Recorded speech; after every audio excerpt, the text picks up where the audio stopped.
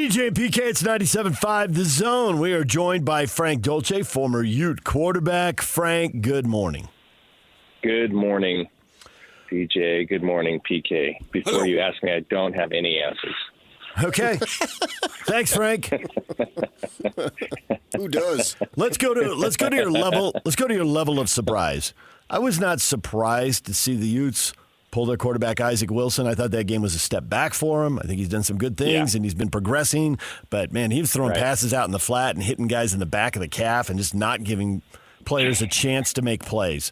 So from that perspective, I totally get taking him out of the game completely, right? Well, and I'm fine.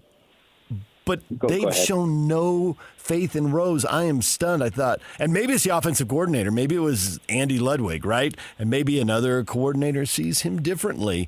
But when he didn't play in the bowl game, I thought, wow, this bowl game's a glorified scrimmage at this point for the Ute team that's 8-4 and going nowhere, and they lose the game and didn't do anything on offense. So they're 8-5. Mm-hmm. Why not play him? So I was surprised they went to him. That part of the switch was a little surprising. What do you think? I agree. I didn't feel like the switch was surprising, and Isaac just, although I think he's progressed to this point, he didn't improve in that game.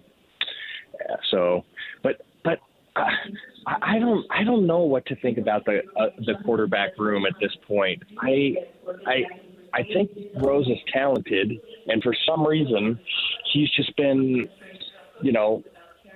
relegated to the bench. And maybe it is a personnel or relationship with the offensive coordinator sort of issue, and maybe things will change now. And I still believe in the quarterback room. Utah should take a look at all the talent they have available there, and if there's a better use of what's available. I look at the depth chart right now. Just being outside of the program, it doesn't necessarily make sense to me. But, we're not at practice every day. We don't see what's happening in the film room or during the reps during the week. So I guess it's really hard to tell. But certainly the quarterback position is one that needs to get solidified. I don't know that Isaac has lost his starting spot, and I think there's a lot of talent there and ability there. But at this point, you're just trying to figure out how to win a few games in the last four, and who's going to give you the best opportunity to do that. I kind of like the idea of opening up that competition a little bit more what's the difference? Like, what if you open up the competition and you determine that I'm just saying there's four guys in the quarterback room. What if one of the four guys who hasn't really played kind of shows some promise during the practice week or the weeks leading up? What difference does it make at this point if you go in and you don't win the game? I think what you're trying to do now is determine who's all in, who's going to be bought into the program, and who's going to be able to maybe find some wins over the next few games. I think you have to earn playing time during the week. You just can't be, what the hell, let's give it to this guy, see what he can do. So you got to be careful about that. And I also think that they've sort of jerked Wilson around this year when Rising was doing nothing to show that he was capable, particularly in the Sun Devil game, and they stayed with him. And so you got that. You got to be careful that you don't bury the kid. I think the kid's mentally tough. He's physically tough, so he should be okay there. Yeah, sure, he was throwing balls in the back of calves. He's also throwing them right on the money, and they were dropping them. So, maybe that's something that, oh, my gosh, I've got to make the perfect pass because these guys are dropping them like crazy. So that could play into it. I don't think everything is just solely on him. And with all that in mind, they need to open up the coffers of the NIL and get themselves a big-time transfer in the offseason. There you go. Well, they did open the coffers of the NIL, and that's got them 8 quarters of play in the last 2 years. Right. But I also will, you can't dismiss 2 Rose Bowl appearances and a lot of success. So, I think if I could be super cynical about that, but I don't disagree that the NIL, it's really interesting how that's going to work for the University of Utah and how they determine the best way to distribute those funds, because it's limited. It's not Oregon, it's not Washington, it's not Alabama. The funds are limited, and you have to be really. Yeah, you're right. Yes, you have to be really, really smart about the way you use that. You use that money, and I don't think they, just based on what's happened this past few years, I don't think you can blow it all on one guy. And Utah's football team has never really been built around that position group.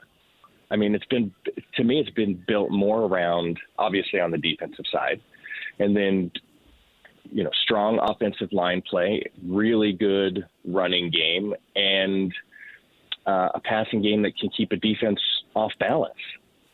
So I don't know that the answer is necessarily going out and buying a quarterback. I think you have to find a really good quarterback and be really smart about the other ways you're spending that money. I mean, I would look at offensive line is a good place to spend some money. Running back position is a good place to spend some money. Tight end group, as we've seen in the past, although that still is a stinking mystery to me. I don't know why the tight end group isn't more productive this year. But anyway,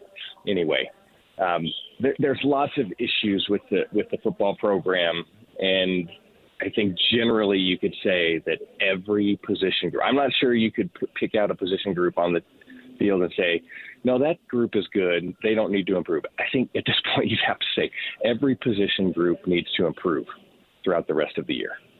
63 snaps, and Mekhi Bernard and Jalen Glover were the only two running backs who carried the ball, and they got 18 carries out of the 63 snaps.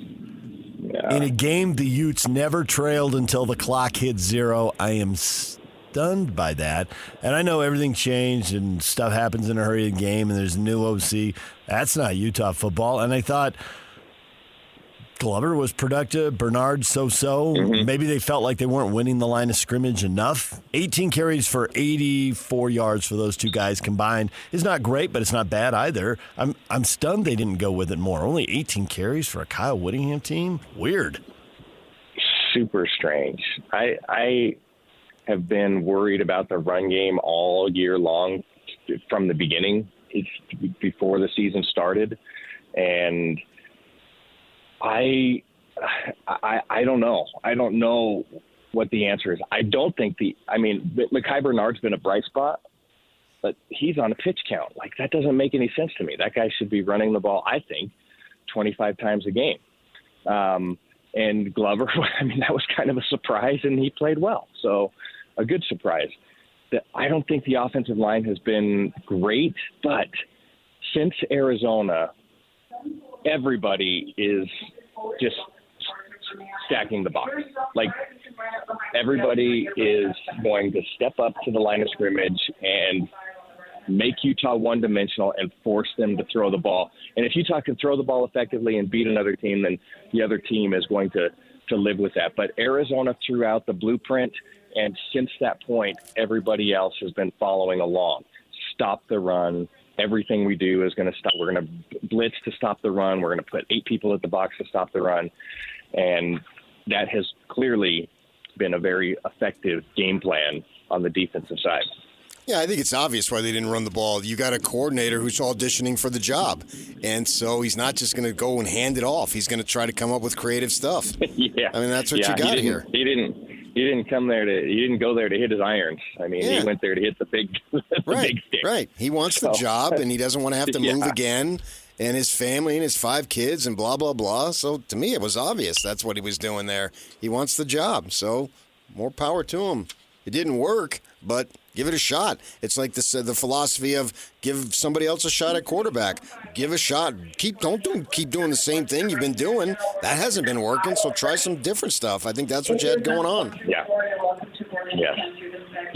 I think that's also an interesting perspective on that. And but I know he's auditioning for a job, and I think you're right in all of those things. But don't you want to win a game? Like, did that give you the best opportunity to win the game? Now, I will say, like, he's been thrown into a difficult situation. He's been, obviously working closely with the offensive team and with the game plan and with Coach Ludwig and with all of the things. But it's just a different deal when you step into the box and now you're calling the plays and everything happens a click faster than you think it's going to, and situations arise, and you have everything aligned on your play sheet. So, I mean, I would give him a little bit of a pass on game one of trying to manage all of the craziness that goes into that. So, but now you say, okay, we have 2 weeks.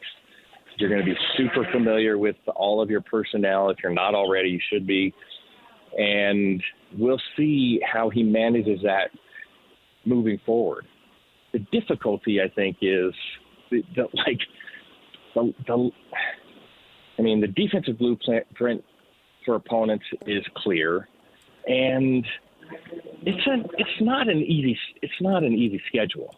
I think the wins that you could mark off as clear wins for Utah this year have occurred in the last 4 weeks. And now if you look at the next 4, I don't see where there's a clear win on those last 4. Right. That's really challenging. UCF would be the obvious one. I think so too. But, I mean, people said, well, Houston's the get-right game. Well, before that, people were saying TCU's the get-right game. Okay, well, that wasn't the – and Houston's the get-right game. So, I don't see a get-right game on the rest of the schedule, not at all. Kalani says he's got a lot of love for the BYU program. Can we expect Kyle to say something similar, or do you have to get on a plane right now and you got to go, Frank?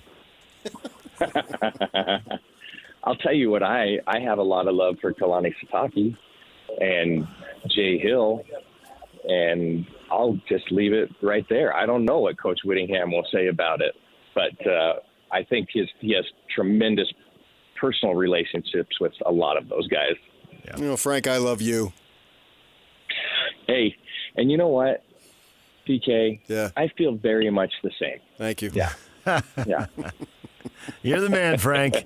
You guys are You're the best. Man. All right, thank you, Frank. Great to talk to you. Okay, right. We'll see you. Frank Dolce, former Utah quarterback, join us right here on The Zone. DJ and PK coming up. Mike Folta, Utah Hockey Club radio play-by-play voice, is going to join us at 8:30. Darius Lassiter, BYU wide receiver, is going to join us at 9:05. DJ and PK, it's 97.5 The Zone.